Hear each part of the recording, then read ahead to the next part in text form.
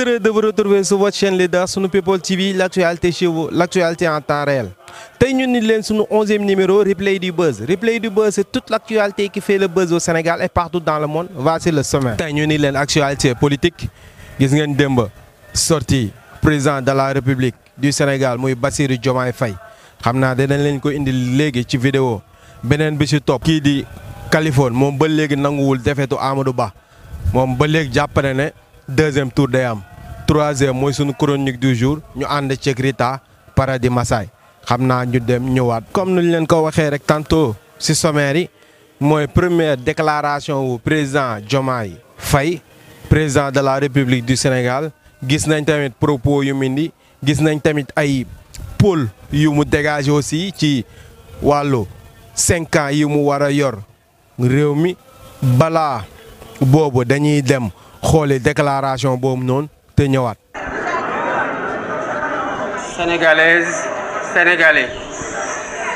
mes chers compatriotes, hôtes étrangers qui vivez parmi nous, la tenue de l'élection présidentielle que nous venons de vivre consacre avant tout la victoire du peuple sénégalais dans le combat engagé pour la défense de sa souveraineté et des valeurs démocratiques. Cette victoire est donc celle de toutes les Sénégalaises et de tous les Sénégalais d'ici et de la diaspora.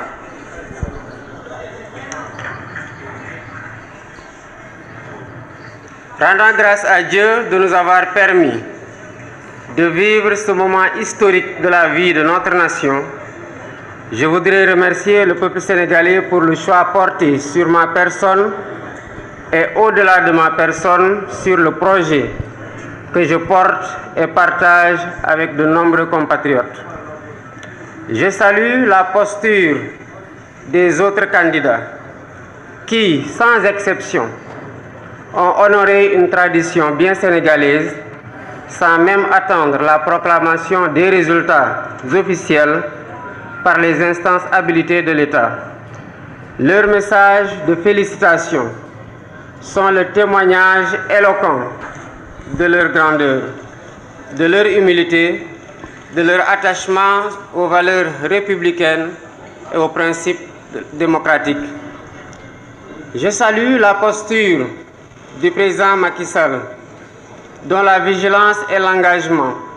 ont permis de garantir un scrutin libre, démocratique et transparent, assurant ainsi un résultat reconnu par tous les protagonistes. Tout en regrettant les peines et les souffrances vécues ces dernières années, les vies brisées ainsi que celles qui ont été perdues, je voudrais reconnaître et saluer l'attachement de notre peuple à la démocratie,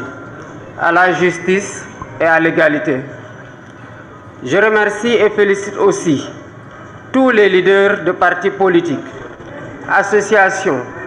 mouvements citoyens et personnalités indépendantes qui ont cru en notre projet et rejoint ou soutenu la coalition Diomaye Président. Je m'associe aux autres candidats.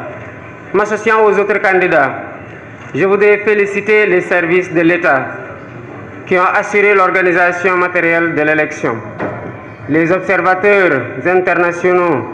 que j'associe également à mes remerciements témoigneront sans doute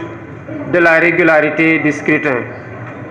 En m'élisant président de la République, le peuple sénégalais a fait le choix de la rupture pour donner corps à l'immense espoir suscité par notre projet de société, que notre projet de société a suscité, et donner corps à ses aspirations. Je m'engage à gouverner avec humilité, dans la transparence, à combattre la corruption dans toutes les échelles, à toutes les échelles. Je m'engage à me consacrer pleinement à la refondation de nos institutions et au renforcement des fondements de notre vivre ensemble. Je lance un appel à nos frères et sœurs africains pour qu'ensemble nous consolidions les acquis obtenus dans les processus de construction de l'intégration de la CEDEAO, tout en corrigeant les faiblesses et en changeant certaines méthodes, stratégies et priorités politiques. Je mènerai des actions similaires avec la même abnégation pour l'unité et l'intégration politique et économique du continent. Je voudrais dire à la communauté internationale, à nos partenaires bilatéraux et multilatéraux, que le Sénégal tiendra toujours son rang. Il restera le pays ami et l'allié sûr et fiable de tout partenaire qui s'engagera avec nous dans une coopération vertueuse, respectueuse et mutuellement productive. J'ai une pensée pour les femmes et les jeunes. Une partie importante des ressources de la nation sera mobilisée pour abréger leurs souffrances et leur manque de perspective.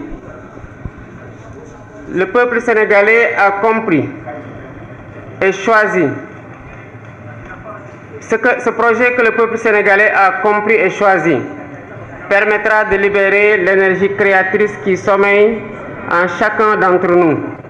et de mobiliser et valoriser les importantes ressources humaines, spirituelles et naturelles dont regorge notre pays pour en faire le moteur de notre sursaut. Au vu des urgences qui étreignent et de l'espérance placée en nous, nous travaillerons de manière acharnée et méthodique autour des chantiers prioritaires dont les plus importants à nos yeux sont la réconciliation nationale et la reconstruction des bases de notre vivre ensemble, la refondation des institutions, l'allègement sensible du coût de la vie, les concertations nationales inclusives, sectorielles sur l'évaluation et la relance des politiques publiques. Mes chers compatriotes, cette élection est intervenue dans un contexte marqué par une crise préélectorale qui aura coûté des vies,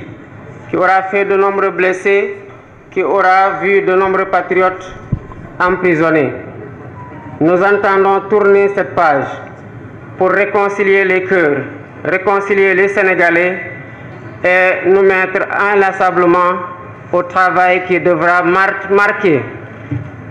et réaliser l'espoir qui a été suscité par mon élection et le projet dont je suis le porteur. mbokki Sénégal gannaaw bi ñu sante Yàlla ñu ngi féliciter ndokkeel peuple sénégalais di wax ne lii xew ci élection présidentielle 2024 bii élection la boo xam ne ndamal peuple sénégalais la wone ndax askan Sénégal mi dafa xeex pour que élection am dem ci jàmm wote ji tànn ab président ci jàmm ñu sant Yàlla nag ci bum ñu mayee ñu doon ñoo xamante ne ñoom lañ tànn doon ñoo xamante ne fekkee nañu li xew fekkee nañu tamit fu ñu utee pexe. gis ne ñoo gis déclaration boobu boo seetee sax jot naa dégager yenn police wala lu gën a intéressé peut-être mu bañ a intéressé jeunesse bi mooy yenn aspect yu mu nar a tëj comme le genre de pari foot ainsi de suite liggéey bi mu nar a entamé dina tax ba benn jeune du talati sax naan day PMI wala day pari foot. est-ce que bu tëjee lii di pari foot te boo seetee tamit jamono yëpp ndaw ñi xamuñu lu dul naar bi gisuñu lu dul naar bi boo demee tamit bay tëj naar bi muy pari foot est-ce que tamit boobaa jeunesse bi du wëlbatikuwaat si sa ginnaaw wa ilaa est-ce que amul beneen stratège boo waroon teg li nga yokk xëyu ndaw ñi ba tax duñu mën a tal sax naan dañuy ji permis ndax léegi nii boo gisee lii di affaire foo muy permis ainsi de suite dafa jël ampleur fii ci Sénégal est-ce que boobaa am nga sa méthode boo xam ne di nga ko mën a teg ba xëyum ndaw ñi am fi doole walam déet xam naa tamit ci yooyu la ñuy départ directement dem ci suñu deuxième bi mooy Kaliphone ba léegi moom jàpp na ne Amadou Ba kenn gañew ko vu que les résultats au niveau de Matam ainsi de suite ba tax loolu noonu ci lañ koy dem dégloo doog a ñëwaat.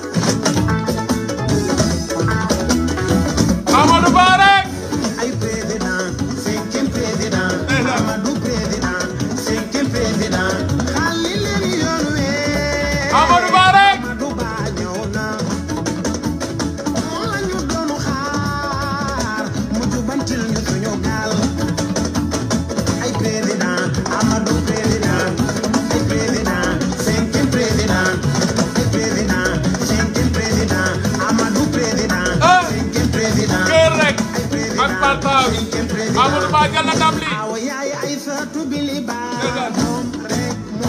kër rek ak partage mu yaatu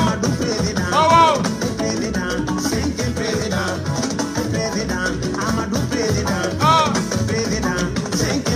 maximum de partage bu am solo maa ngi ñëw de dafa leer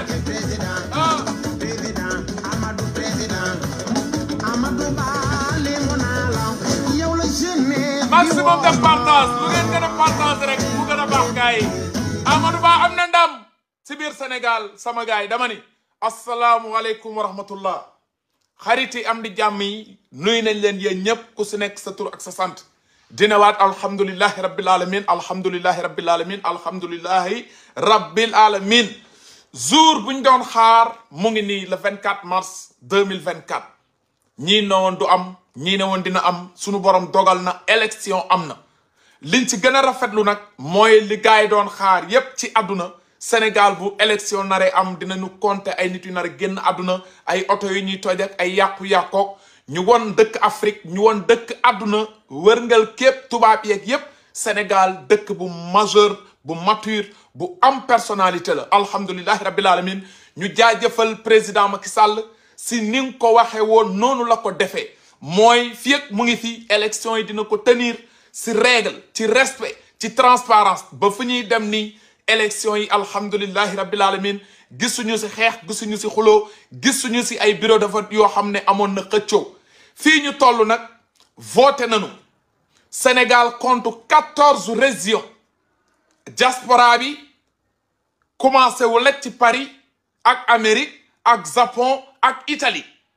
Guinée bi ak Gambie bi Cameroun bi Mali bi lépp dafa boole diaspora jamono ji yéen a ngi déglu résultat yi gars yi si ay manipulation la ñuy dox comme bi ñu xamee parti Pastef ba léegi liñ leen xamee mooy manipulation sos créé jamono ji ñu ngi génn si mbedd yi di kalaksoneek du kenn xamut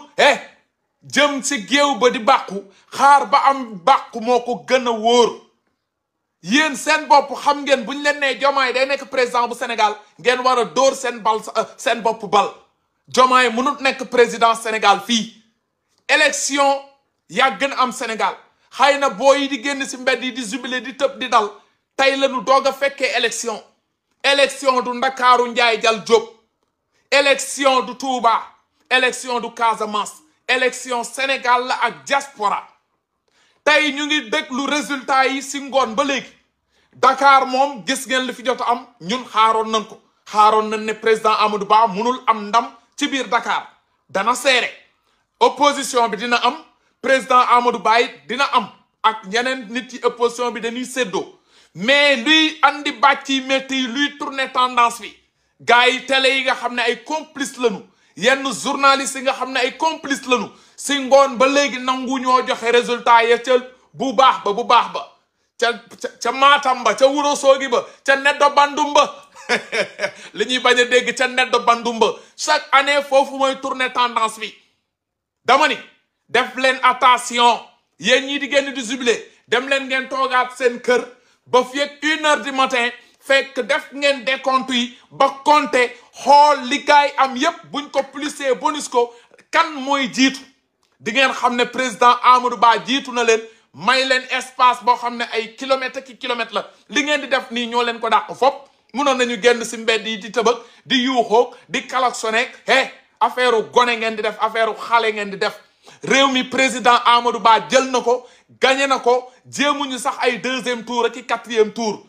premier tour lay jël réew mi incha allahu rabbi yi parce que on attendait Dakar fii résultat yi génn ñu naan Benno Bokk Yaakaar li mu fi am bëriwul loolu ñun xaaroon nañ ko parce que présidentielle fii la ñu fekk législative fii la ñu fekk du première fois ñu voté élection tey si benn bureau de vote rek li ñu am écart ca biir Fuuta rek ëpp na li Dakar yépp voté bu dee ba ngeen dégg dëgg dem leen ngeen déglu comme exemple ñu ne leen Yoff da ngeen di dégg ñu ne leen Diomaye am na 213 Amadou Ba am na ay 130 150 lu mu koy rawee mooy ay 70 ak 60 nga dem Touba nga déglu Amadou Ba am na lii am na la mais da ngay arrondir nga dem biir Fuuta nga déglu bu nu boolee yëpp ñu ngi si ay 2000 Diomaye am ay 5 xanaa yéen du ngeen dégloo du ngeen seetaan yéen kan ngeen mën a manipuler xanaa booy yi am 3 ans yeeg 14 ans yeeg li ci kanam raw li gët ni ngeen di dégloo information noonu lañ koy dégloo nu ngeen amee seen ay correspondance noonu la ñu amee sunu ay correspondance ñii di ñu jox xibaar yi wóor te leer lañ ñu koy jox ñun du ñu déglu ay Pape Alé Niang du ñu déglu ay Tunkara du ñu déglu ñi nga xam ne ay site yu far ak yéen la bàcc yi fu muy leeree nee naa leen 14e région ba fële ca biir Matam ba ca Wuro Sogi ba ca Saint-Louis ba ca Linguère ba Daara Jolof ca biir Podor ba dem leen ngeen jëli défaite bi ngeen am foofu du ngeen ko méngaleeg li ngeen am Dakar après ngeen di comprendre comme yàlla ak yàlla yi yéen tey ngeen di doog a débuter élection gan ngeen si élection parti Pastef c'est la première fois wala 2e fois ngeen dem élection présidentielle dama ni élection locale jàll na fi ngeen àndoon ak Walloo àndoon ak waa PUR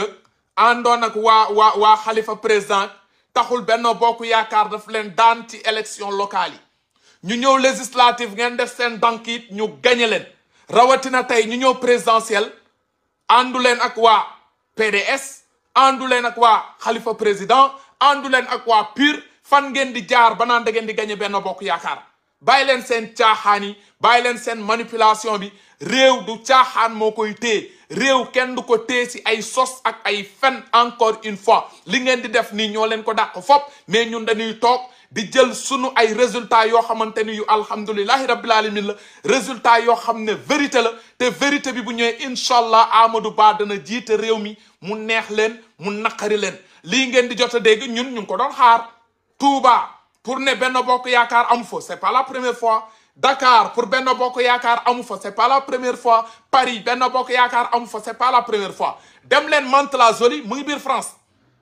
Mantes-la-Jolie mu ngi biir France dem leen ngeen déglu résultat yooyu Benno Bokk Yaakaar moo raw dem leen Cameroun ngeen déglu résultat yi Benno Bokk Yaakaar moo raw dem leen Gabon ngeen déglu résultat yi Benno Bokk Yaakaar moo raw dem leen yeneen dëkk yi ci Afrique Centrafrique yeneen ma ne Benno Bokk Yaakaar bi moo raw Benno Bokk Yaakaar fu muy perte rek mooy Ndakaaru bi te perte it écart bi du yaatu mooy Touba écart bi du yaatu mais bu ngeen ñëwee ngeen gis lu ñu am sa Fuuta écart boobu moo leen di écraser duma leen daal di remplir fi ngeen ñu xaw a dóoree kon bin rek tekk ak tey yéen ñi ànd ak mouvance présidentielle continuer leen di déglu seen résultat di ko publier ci réseaux sociaux yi gars yi fu mu toll ni dañuy jéem a influencer askan wi di génn di klaxonner di yuuxoo di tàccoog Diomaye en personne Sonko en personne xam na ni fu mu toog xam ngeen ni élection yi mënu leen wax ba gañe ko bu leen sonal seen bopp réew mi réewu jàmm la réew mi réewu salaam la da ngeen doon toog naan élection sans Sonko élection du am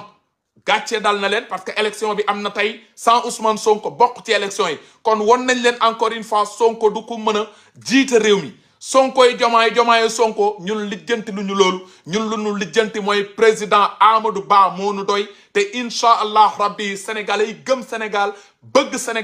bëgg avenir u Sénégal votel nañ ko sandil nañ ko carte te incha allah rabbi yi dinañu am ndam yàlla sunu borom du neenal ndam li incha allah rabbi rendez-vous fi ak si kanam dinañu ñëwaat yeneen live fi ak 1h du matin 2h du matin tey du bésub tëdd nelaw dinañu xool lu nu arrondir yépp 1 plus 1 égale 2 3 4 5 dajale lépp incha allah rabbi ñu ñëw tegal leen ko ne leen Benno Bokk Yaakaar lii la am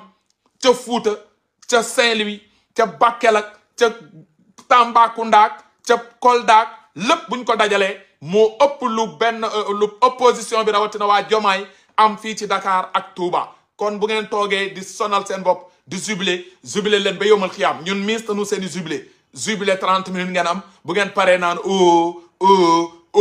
réew mi président Amadou Ba moo koy gouverner incha allah jàmm si ñëpp dañ leen bëggoon wax ni ka rek manipulation bi du jàll yuuxu yeeg tëb yeeg mbelelelele beeg du jàll nous on vous attend te incha allah rabbi résultat yi nar a jot fii ak 1h du matin 2h du matin yéen seen bopp bu ngeen defee calcul seeni gars yi ngeen àndal bu ñu defee calcul da ngeen xam ne président Amadou Ba jël na élection yi ci premier tour jàmm si ñëpp ba si kanam tuuti. waaw ñoo déggandoo kii di Kaliphone ñu wax Kaliphone ne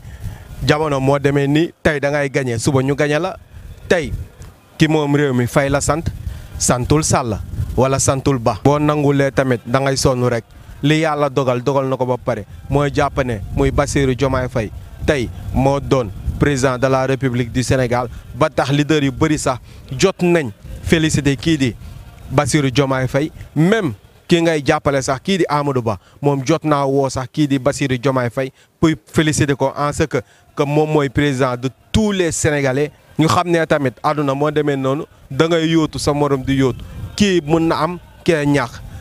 jamono yële seen nguur la woon tey seen nguur a jeex nguuru Diomaye Faye moo am dañ koy ànd ak moom liggéey ak moom fii ak 5 ans ñu xool tamit nan la système wala anti système bi di liggéeyee ndax boo seetee système bi mujjee daa yàq système bi yëpp donc comme système bu bees bii di ñëw dafa am da koy renouveler donc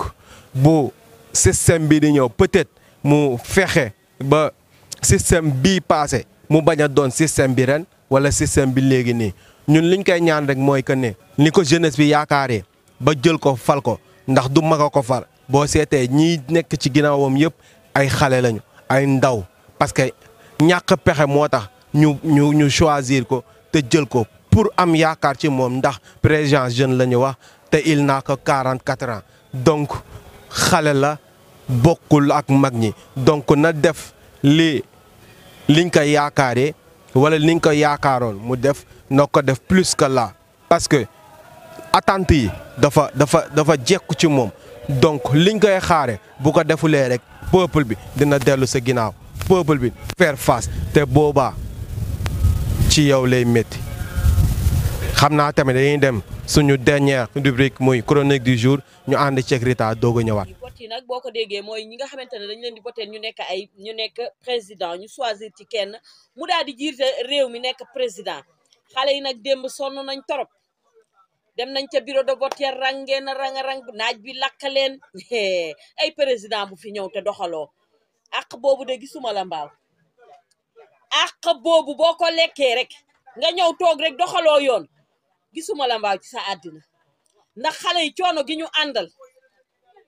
ànd mobiliser wu dem vote ji vote yi nag ñu ngi naan Diomaye gagné ñee naan Amadou waaye Diomaye bëri na candidat nag joxe gu ñu véridique bi de waaye Diomaye bëri na candidat nag Diomaye Sonko te nag xam nga nag vote yi li ma ci gën a neex mooy Sonko daa dem marché nduggam togg gi ba mu neex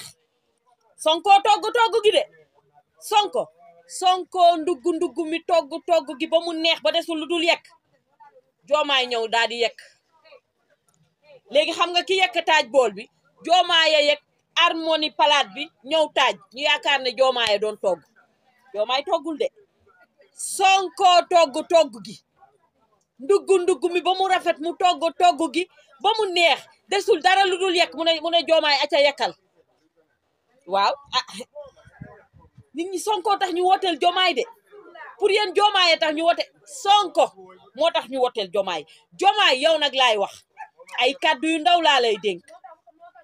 sama kàddu yi nag boo ma xeebee boo xeeb kàddu yi nga xeeb sa dàgg mu lakk la Sonko jàpp ko fukki loxo ak juróom-ñaar xam ne diaspora beeg sénégalais yi bu ñu la votelee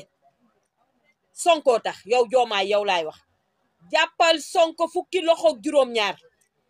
Sonko togg gi defar ba mu baax ne la aca Diomaye yakkal léegi nag day toppe ndax yàlla moom à tout moment day àtte bu la xaalis dayee dama lay jox ay kàddu rek de un peu de conseil laa lay jox de bu la xaalis dayee wala public ba nga naagu yaakaar ne yaa fal sa bopp à tout moment yàlla ab yëtam la yor day dóore xama joxee guñu véridique bi nag dama ne buñ joxee véridique bi ba jox la ko yow Diomaye amal ngor Sonko mi boo ko mu nee xëcc ci sa wet mu di la digal xëcc ko mu di la digal ci sa wet bu ko bàyyi wor baaxul sénégalais nag daa tàmm ay wor à tout moment dañ lay wor waaye Sonko mi boo ko warulee rek topp ci ginnaawam man nag réew mi sama yoon nekk ci man dama ci waxi joxe nii rek samay conseil ndax man paradin yee laa te nee naa la bu fi Viviane nekkul woon ma sa Issa Dieye ak Maria Sine Mayta Bigué man congolais laay doon waaye dama ne la jëlal Sonko nga taf ko ci sawet bu la kenn jaxaseeg moom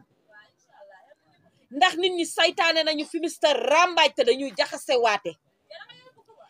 jëlal Sonko taf ko ci sawet looy def laaj ko bu fekkee joxe nañu verdict bi ba jox la ko ndax joxe guñu verdict bi tamit je pèse bien mes mots Diomaye lenn tamit dinaa la ko wax gis nga xale yi ni ñu dang-dangi ci naaj bi ba fal la démb xale yi presque añuñ ca naaj ba la ñu yendu ngir votel la bés boo gañee réew mi di buub xaalis bay dugal sa compte ak xale yi dalay jàpp de xale yi dañoo sonn de xale yi dañoo dang-dangi daw man bu ma doon wàcc ba dajeeg xale yi doo mun a sax jàll dangay taxaw ba xale yi jàll ngay doog a jàll xale yi sonn daw ba seen tànk yi xar ñii dëgg yi jàmm leen ñii tàccoo ba seen loxo yi koor seen gémmiñ yi keeb ñu fal la nga ñëw toog sa doom falu la sa jabar rek faru la say waa kër faluñu la askan wi ñoo la fal bés boo toogee na nga gëstu askan wi. waaw ñoo gisandoo li Rita def chronique bu am solo boobu noonu ñu ngi koy ñaanal yàlla li mu bëgg moo xam yàlla na ko yàlla defal di ñaanal tamit télé bii di sunu People TV yàlla na ko yàlla yokk mu doon télé yu gën a mag fii ci Sénégal wala ci àdduna bi yëpp xam naa foofu la ñuy ndar keppee lii di replay du buzz ñu fàttali ko rek ñu xam ne replay du buzz c'est toute l'actualité qui fait le buzz au Sénégal et partout dans le monde noonu lañ koy defee à chaque fois chaque jour ak Safin Pro actualité yu bees chronique yu bees fii rek ngeen koy xaale kon nañ ko jàpp fii ba ëllëg incha allah ayca